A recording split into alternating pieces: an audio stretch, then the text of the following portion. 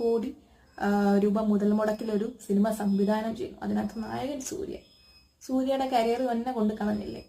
കങ്കു എന്നുള്ള ക്യാരക്ടറിന് വേണ്ടി അയാൾ 2.5 കൊല്ലത്തോളമാണ് ഇതിനു വേണ്ടി അധ്വാനിച്ച ഒരു ക്യാരക്ടറെ മാറിയതും മറ്റു പ്രൊജക്ട്സുകളൊക്കെ ഈ സിനിമയ്ക്ക് വേണ്ടി മാറ്റിവെച്ചത്. എന്തായാലും എല്ലാം വെള്ളത്തിലായി. 3-4 പ്രൊഡ്യൂസേഴ്സ് ആയിരുന്നു ഈ സിനിമ പ്രൊഡ്യൂസ് ചെയ്യാൻ വേണ്ടി എത്തിയത്. എന്തായാലും അവരുടെ എല്ലാവരുടെയും കാശും പോയി കിട്ടി. സിരുത്തെ ശിവയ്ക്ക് സമാധാനമായി. സിരുത്തെ ശിവ നമുക്കറിയാം, നമ്മുടെ നടൻ ബാലയുടെ ചേട്ടൻ.